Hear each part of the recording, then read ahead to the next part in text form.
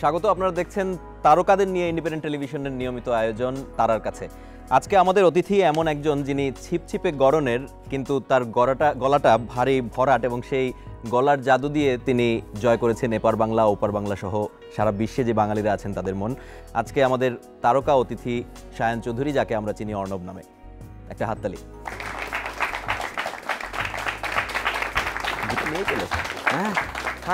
যখন কেমন আছেন? এটা ভালো। এখন গানের পাশাপাশি কি করে সময় কাটছে? গানের পাশাপাশি যে একটা বান্দরবনে একটা স্কুল, আমার বন্ধুরা কাজ করছিল ওখানকার একটা স্কুল নিয়ে, একটা স্কুল ছিল যেটা হাতির পাল ভেঙে ফেলে, তো ওইটার জন্য অ্যালবাম বের করা, ওটার জন্য টাকা তোলা, ওটার জন্য ওইটা আরেকটা, ওইটা নিয়ে একটা ব্যস্ততা আসে। স্কুলটা আবার দাঁড় করানো, ওদের জন্য বই কেনা, ওদের জন্য সোলার প্যানেল তোলা।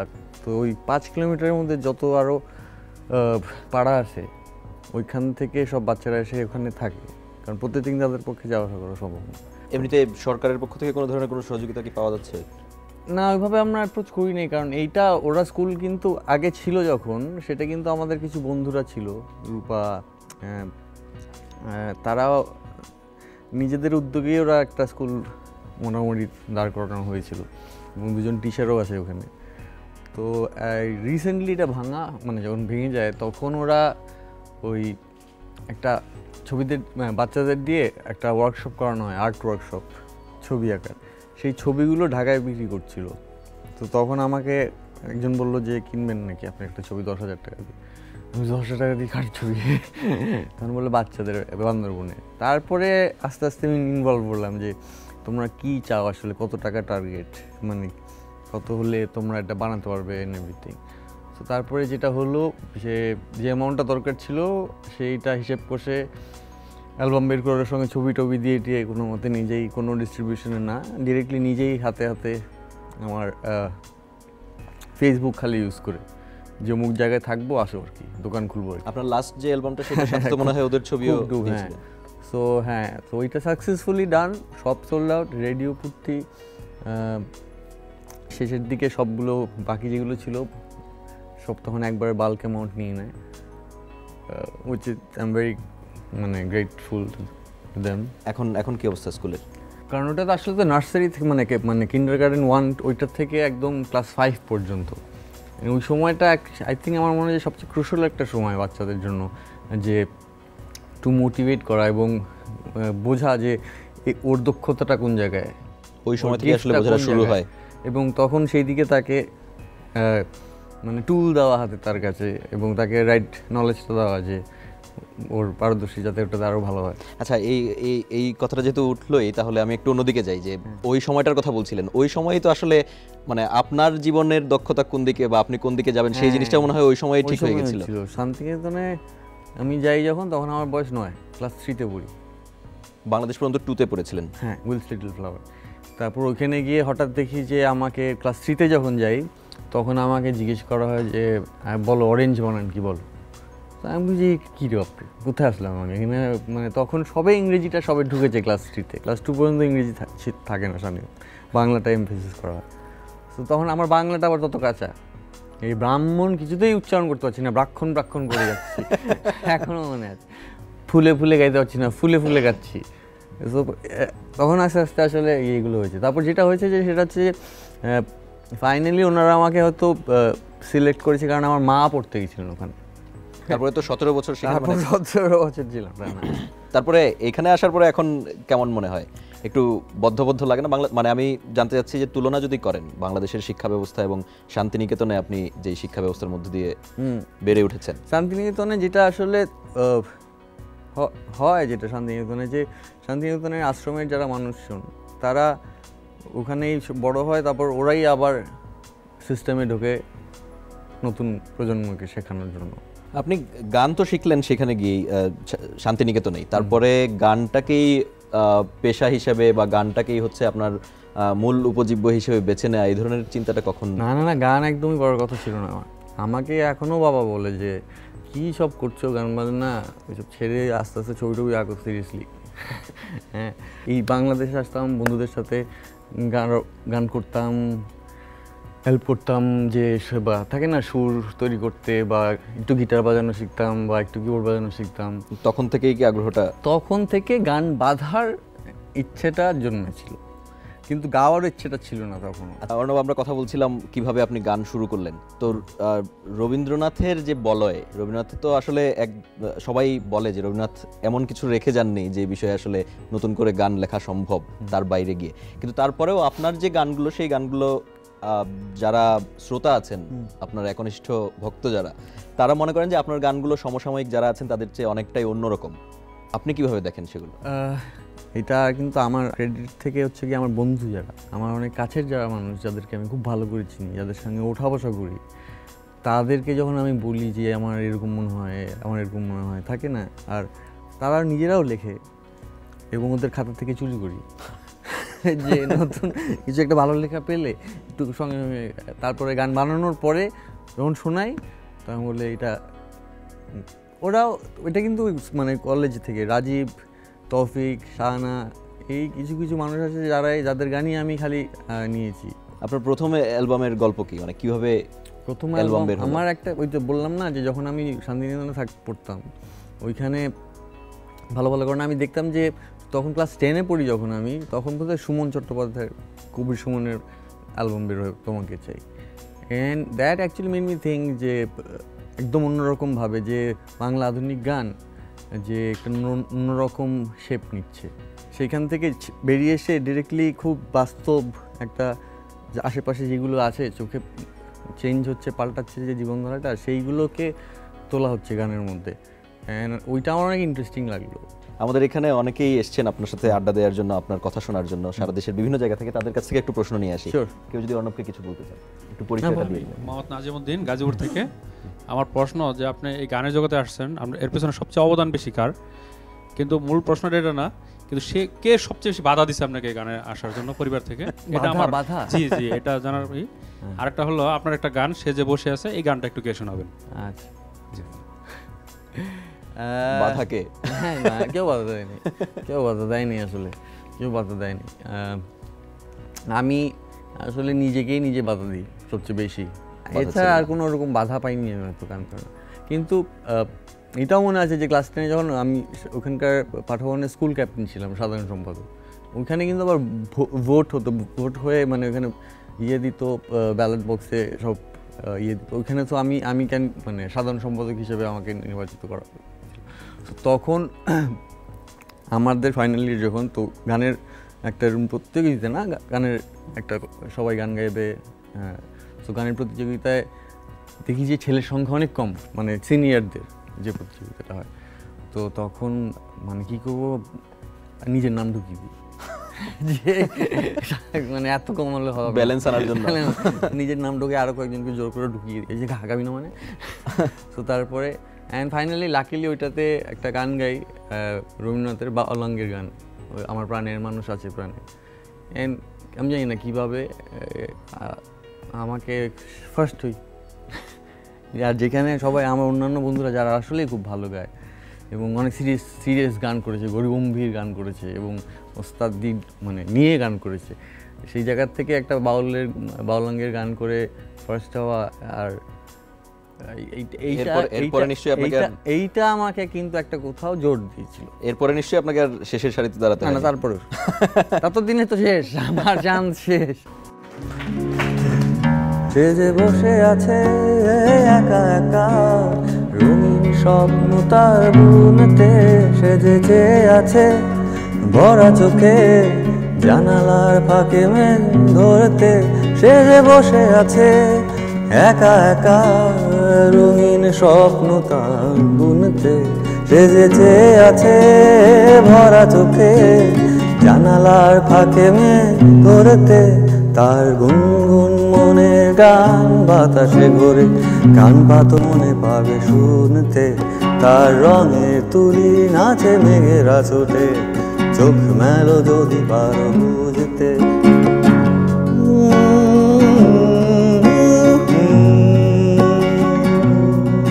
সে যে বসে আছে একা একা, তার স্বপ্নের কারখানা চলেছে, আর বুড়ো বুড়ো মেঘেদের দল নামার তাল গুনছে, সে যে বসে আছে একা একা, তার স্বপ্নের কারখানা চলেছে।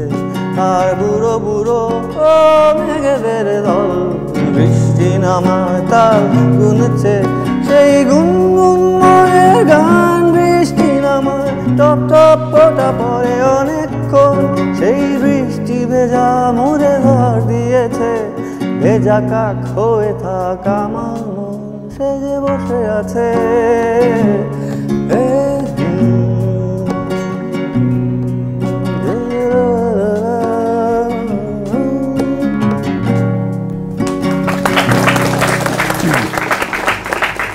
এদিক থেকে প্রশ্ন করতে চান?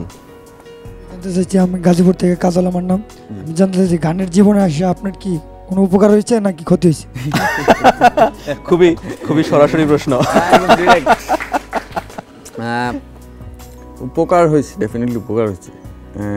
ক্ষতি মানে কি, টাকা পয়সার ক্ষতি সেটার কথা বলছেন নাকি? না হ্যাঁ, না ওইটা আসলে এখনো আমাদের আসলে ইন্ডাস্ট্রি, আমাদের দেশটাই তো নতুন অলমোস্ট, এবং শুরুই হয় মাথা কাটা অবস্থায়। যাই হোক, সেই জায়গার থেকে অনেক কিছুই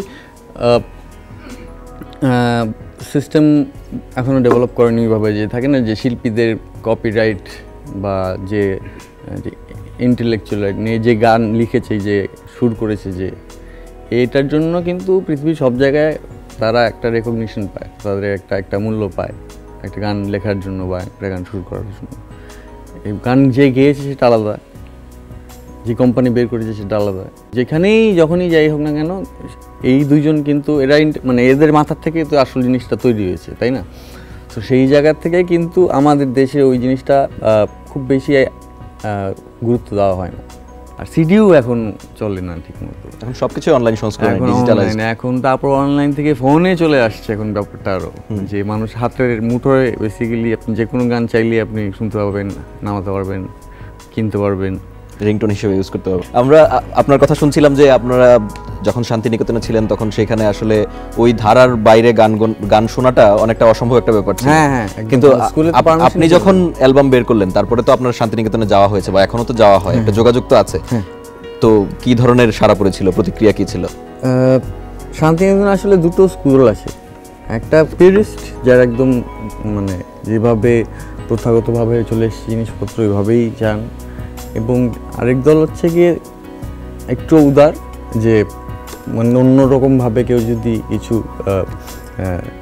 করতে চায় সে স্বাধীনতা দেয়, কিন্তু ডেফিনেটলি একদম উল্টোপাল্টা যদি হয় আটকাবে ডেফিনেটলি।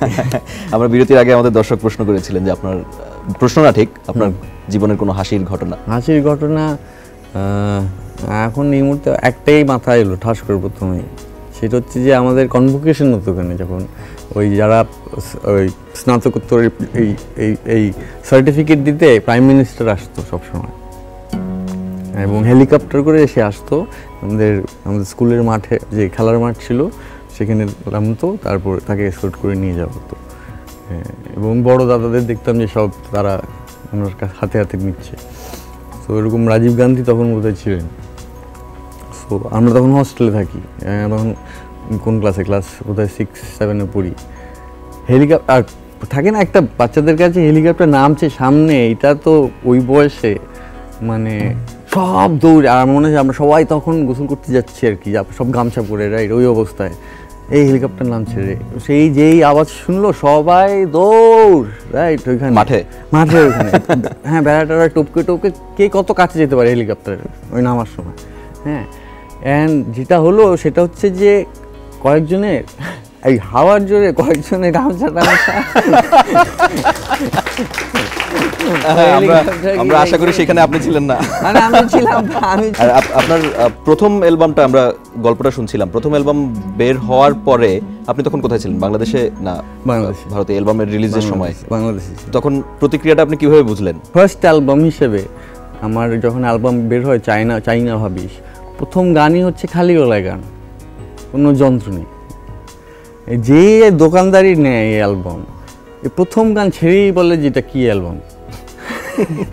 বাট তো প্রথম অ্যালবামে কি মানে অ্যাবসলিউটলি মাথার মানে এটা মানে সবাই জানি না, আপনার সাথে মনে হয় সবাই একমত হবে না। আপনারা কি অর্ণবের সাথে একমত যে ওই গানগুলো ভালো না? কেউ একমত না। আপনার তুই গান গায় এই গানটাও কিন্তু না ভয়ঙ্কর পরিমাণে হিট। না, ওইটা হয়তো একটা অন্যরকম একটা যেহেতু আমার ব্যাকগ্রাউন্ড একটা অন্যরকম। আমরা কি তুই গান গান শুনতে পারি? তুই গান গা। আচ্ছা,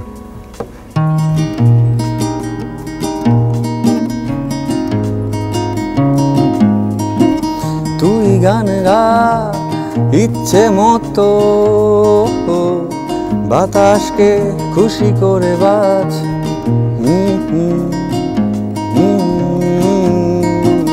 সবুজের বুক পাতা শিশিরে পা ডুবিয়ে হাত, বাতাসকে খুশি করে বাজ।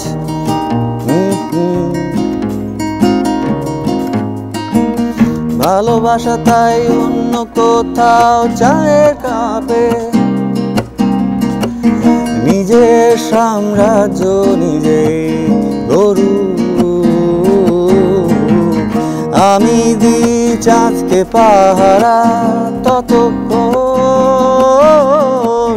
তারা নিংড়ন আলোয়।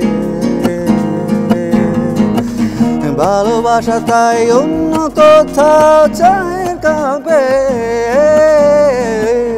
নিজের সাম্রাজ্য নিজেই গরু। আমি দি চাঁদকে পাহারা ততক্ষণ, তারা নিংড়ন আলো। তুই গান গা, তুই গান গা,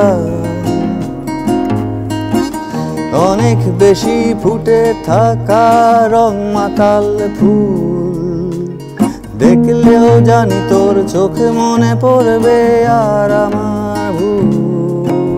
তুই গান গা, তুই গান গা। আমাদের তারার কাছে আয়োজনে প্রত্যেক পর্বেই তারকাদের সাথে একজন সারপ্রাইজ গেস্ট থাকেন, একজন অতিথি থাকেন, এবং আমাদের এই অনুষ্ঠানটি যারা নিয়মিত দেখেন তারা এই বিষয়টি জানেন।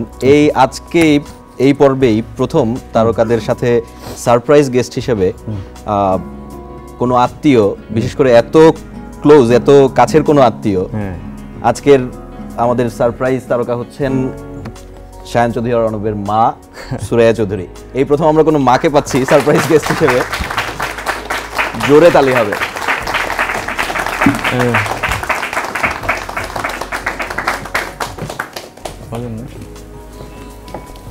কেমন আছেন? হ্যাঁ, ভালো। আপনার কাছ থেকে আমরা অর্ণবের ছোটবেলার অনেক দুষ্টামির কথা শুনবো। অর্ণব যেগুলো এতক্ষণ বলছিলেন না ওদের, অর্ণবের কোন জিনিসটা আপনার সবচেয়ে অপছন্দ? অর্ণব আপনার হাতে মার খেত কেন?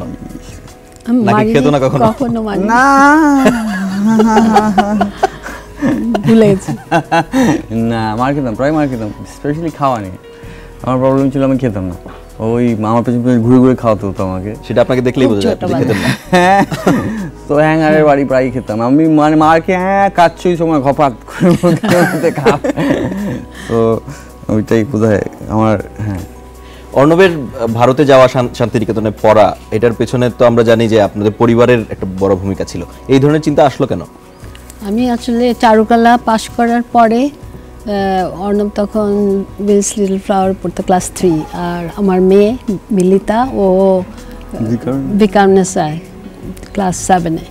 তখন আমি ভাবলাম যে ভালো স্কুলিং, ওর স্কুলিং এত বোর্ড ছিল।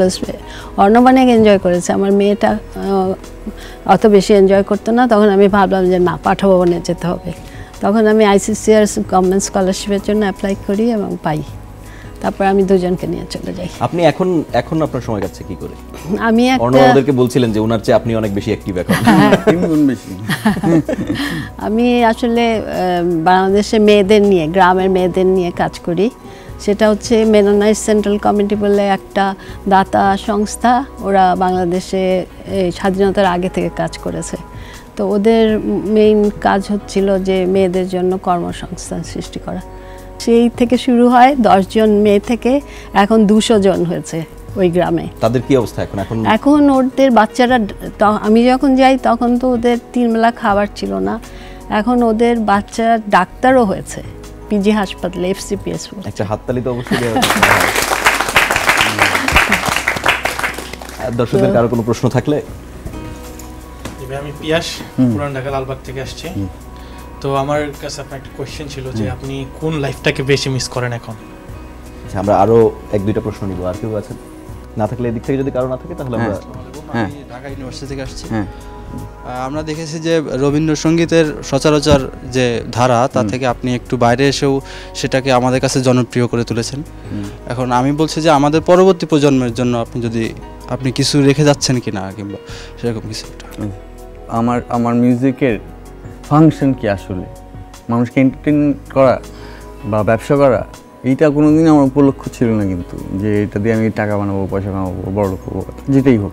আমার ঢাকায় এসে মনে হয়েছে যে অনেকগুলো জিনিস তখন আমি দেখলাম যে আমাদের মিউজিক ইন্ডাস্ট্রিতে যেটা হচ্ছে যে একটা বিচ্ছিন্নতা তৈরি হচ্ছে। যে আমি পাড়ায় আগে যেরকম সবাইকে চিনতাম, আমার পাড়ায় কোন বাড়িতে কে থাকে না থাকে, by the time satellite channel ঢুকলো, আমি দেখলাম যে অ্যাপার্টমেন্ট হতে শুরু করলো, পাশের অ্যাপার্টমেন্টে কে থাকে কেউ জানে না, থাকে না যে ওই সবাই বিচ্ছিন্ন হয়ে একদম, মানে রাতারাতি দেখলাম 5-10 বছর স্প্যানের মধ্যে পুরো জিনিসটাই চেঞ্জ হয়ে গেল।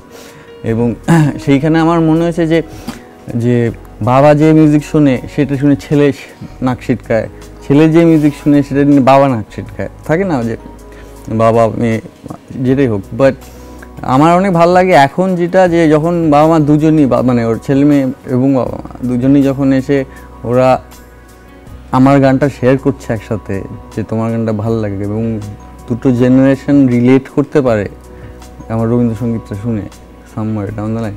আই থিঙ্ক এটা আমার সবচেয়ে বিগেস্ট আমার পাওয়া। রবীন্দ্রসঙ্গীতের ক্ষেত্রে এক ধরনের আপনি বলছিলেন যে দুই ধরনের ধারা আছে, কেউ খুবই রক্ষণশীল, তো ওই পিউরিটান ধারার পক্ষ থেকে কোনো সমালোচনা হয়নি যে রবীন্দ্রসঙ্গীতকে নিজের মতো করে পরিবর্তন করে নিচ্ছেন? আমার ওই যে বললাম যে আমার একটা সুবিধা ছিল যে 17 বছর আমি ওখানে ছিলাম, ফলে আমার দুটো স্কুলই আমার খুব কাছ থেকে চেনা এবং দেখা। এবং রবীন্দ্রনাথও কিন্তু স্বাধীনতা দিতেন শান্তিদেব ঘোষকে, যে তুই তোর মতো করে গা, আবার আরেক দলকে বলতো এক চুল নড়াচড়ি করবো না, থাকে।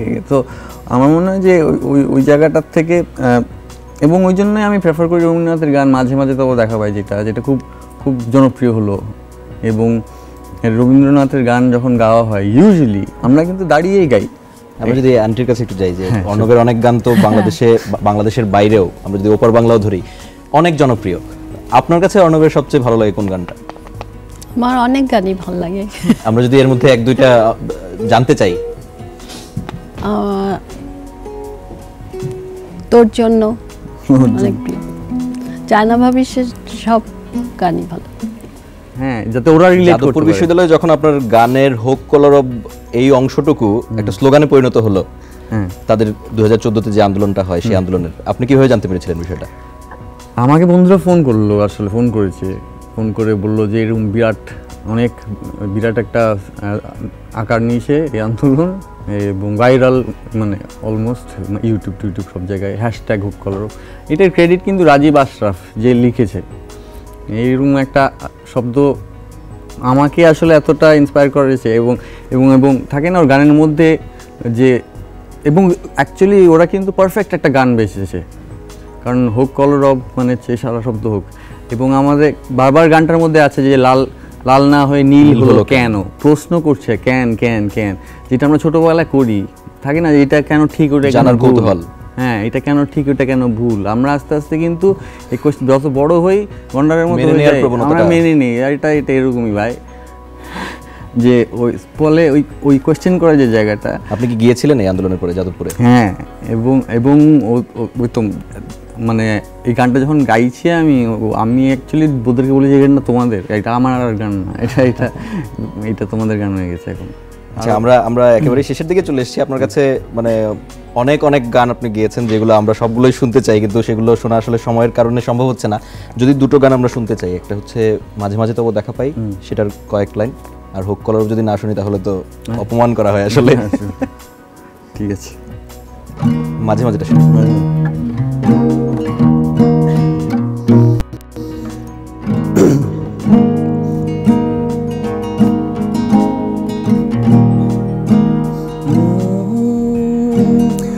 কেন মেঘ আসে হৃদয় আকাশে, কেন মেঘ আসে হৃদয় আকাশে, তোমারে দেখিতে দেয় না। মোহ মেঘে তোমারে অন্ধ করে রাখে, তোমারে দেখিতে দেয় না। মাঝে মাঝে তব দেখা পাই, চিরদিন কেন পাই না। ক্ষণিক আলোকে আখির পলকে তোমায় যবে পাই দেখিতে, ওয়ে হারাই হারাই সদা হয় ভয়, হারাই হারাই সদা হয় ভয়, হারাইয়া ফেলি চকিতে আশ না মিটিতে, হারাইয়া হৃদয় না জুড়াতে, হারাইয়া আশ না মিটিতে, হারাইয়া ফেলি চকিতে। মাঝে মাঝে তব দেখা পাই, চিরদিন কেন পাই না। আমাদের এখানে যারা এসছেন দেশের বিভিন্ন জায়গা থেকে, তারা সকলে একটা কুইজ কন্টেস্ট খেলে এসছেন এবং সেই কুইজ কন্টেস্টে যারা সর্বোচ্চ সঠিক উত্তরদাতা সেই 5 জনকে অরেঞ্জ মোবাইল ফোন কোম্পানির পক্ষ থেকে 5টা মোবাইল হ্যান্ডসেট গিফট করা হবে, আপনাদের মাধ্যমে তুলে দিতে চাচ্ছি তাদের কাছে। আমি যদি একটু নাম বলি, আপনারা এসে অর্ণব এবং তার মায়ের কাছ থেকে উপহার নিয়ে যাবেন। হামিদ,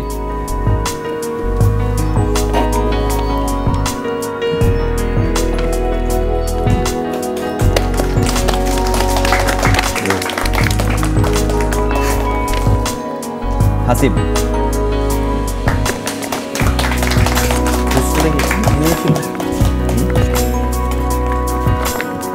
মেহেদি,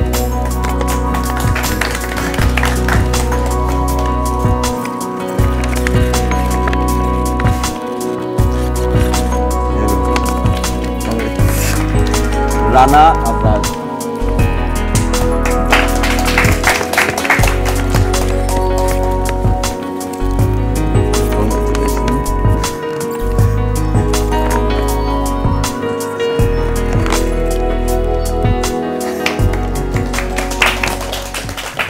এটা কি ছিল? আমিও করলে প্রতিযোগিতার আমিও একটু নিতাম, মোবাইল হ্যান্ডসেট। না আমিও পার্টিসিপেট করতাম প্রতিযোগিতায়, কুইজে। এটা হচ্ছে রবির কুইজ একটা। আচ্ছা আচ্ছা, ওইটা আমাকে নিয়ে না তো? না না না, আপনাকে নিয়ে না, ওভারঅল নয়। কি প্রশ্নের উত্তর দিতে আমি জানি না, আপনারা জানেন। আমরা একেবারেই শেষের দিকে আন্টির কাছে সব শেষ জানতে চাইবো যে আপনার ছেলে অর্ণব ভাই কিছুক্ষণ আগে বলছিলেন যে বাবা মাঝে মধ্যেই বলেন যে কী সব গান টান গাচ্ছি, সেগুলো যার আমরা জানি যে অর্ণব তারপরও আমাদের জন্য গান গেয়ে যাইবেন এবং আপনারা তার সাথেই আছেন, তার অনুপ্রেরণা হিসেবে আছেন। অর্ণব এখন যে অবস্থানে আছেন, আপনি কি সন্তুষ্ট? হ্যাঁ, নাকি আপনি তাকে চিত্রশিল্পী হিসেবে দেখতে চেয়েছিলেন বা অন্য কিছু হিসেবে? চিত্রশিল্পী হিসেবে দেখতেও কিন্তু মিউজিকেও যেরকম ভালো করছে, সবাই ওকে এত ভালোবাসে, এটা আমি তো মনে করি ওর জন্য অনেক বড় একটা অ্যাচিভমেন্ট। আর মিউজিকের মাধ্যমে ও আরও চ্যারিটি যেসব করছে সেগুলো আমার মনে হয় অনেক বেশি আমার কাছে অনেক ভালো লাগে এই কাজগুলো। আসলে এখন আর শুধু আপনার নেই, অর্ণব এখন আমাদের। অর্ণব, আপনি গানের কথা বলছিলেন, হোক কলরবের কথা বলছিলেন। আমরা অনেক সময় দেখেছি যে গানের মধ্যে যে মেসেজের কথা বলা হয়, আমরা মুক্তিযুদ্ধের সময় দেখেছি, পরবর্তীতে নানা আন্দোলনের সময় দেখেছি, গণজাগরণ মঞ্চের যখন আন্দোলন হয়েছিল তখনও দেখেছি, বিভিন্ন সময়ই সব আন্দোলনেই গান, নাটক সবকিছু একটা বড় ভূমিকা রাখে।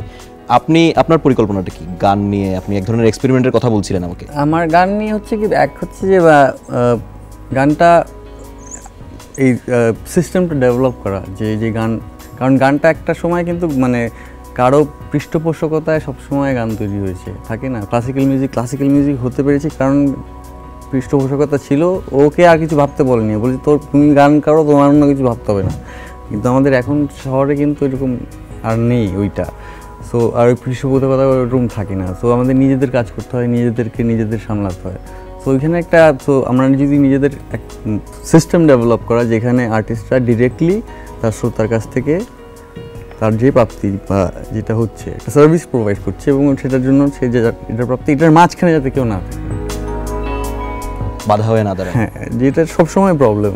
কারণ আমার মা হয়তো যে কাজটা করে, যে ফেয়ার ট্রেড, যেটা যে যে যে লাভটা হচ্ছে সেটা যারা কাজটা করেছে তাদের মধ্যে বেটে দেওয়া, রাইট? সো সেম জিনিস সেইভাবে ওই মিউজিকটাকে ওরকম একটা জায়গায় নিয়ে আসা যে এই মাঝখানের মিডলম্যান যাতে কিছু না করেই, মানে জাস্ট বিকজ ওরা কমিউনিকেট করে দিচ্ছে বলে। কারণ এখন প্রযুক্তি এইভাবে চলে গেছে যে ডিরেক্টলি আমি কমিউনিকেট করতে পারি আমার শ্রোতার সাথে। সো এইটা একটা সিস্টেম ডেভেলপ করা। 2 নম্বর হচ্ছে গিয়ে টু কানেক্ট একটা জেনারেশনের সঙ্গে আরেকটা জেনারেশন উইথ দ্য পিপল। হ্যাঁ, এক ধরনের ক্লাসের সঙ্গে আরেক ধরনের ক্লাস, মানে মন পুরার মতো ধরনের একটা ধরনের সিনেমায় এরকম যে আমাকে বলা হয়েছে যখন যে এরকম একটা সিনেমার প্রথম আমার মিউজিক করতে হবে, আমাকে বলা হয়েছে যাতে কানেক্ট, যাতে সবাই যাতে, কারণ থাকে না সিনেমায় একটাই খালি ক্লাসই যায়, খালি অন্য বাকিরা একটাই থাকে। হ্যাঁ, যাচ্ছিল না ওই সময়। That was a big challenge for me যে কীভাবে আমি মানে সবাইকে পছন্দ করাতে পারি। তারপর দেখলাম যে আমাদের ফোক মিউজিক যদি আমি নিয়ে আসতে পারি কোনো মতে, এবং এটা কৃষ্ণকলির অনেক আছে এখানে, ক্রেডিট আছে, তো ওইটা দিয়ে কিন্তু দেখলাম যে ফুল বিক্রি করছে রাস্তায়, সেও গানটা গাইছে, যে এসইউ চালাচ্ছে সেও কিন্তু গুনগুন করছে তার গানটা। সো ওইটা I think that's another point, like যে গান কিন্তু সব লেভেলের সব কটা মানুষের কাছে সবাই রিলেট করতে পারে। অর্ণবের এই স্বপ্ন পূরণ হোক, আমরা সবাই প্রত্যাশা করি। অর্ণবের জন্য একটা বড় একটা হাততালি।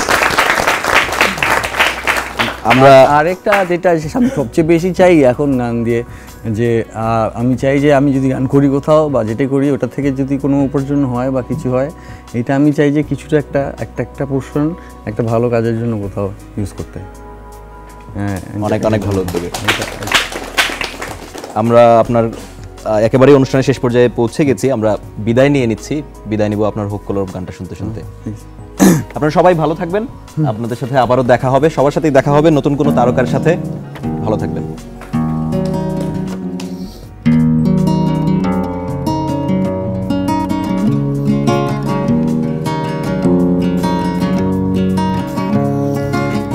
কলরব ফুলগুলো সব লাল না হয়ে নীল হলো কেন অসম্ভবে, কখন কবে মেঘের সাথে মিলল হলো কেন।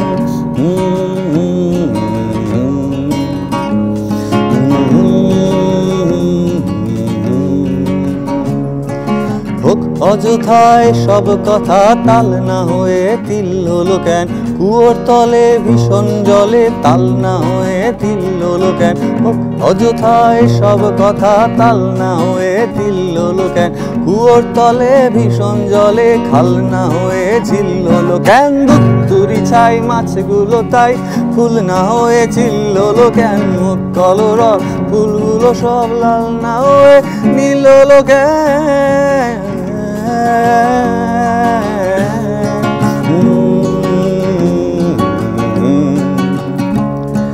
হোক কলরব ফুলগুলো সব লাল না হয়ে নীল হলো কেন।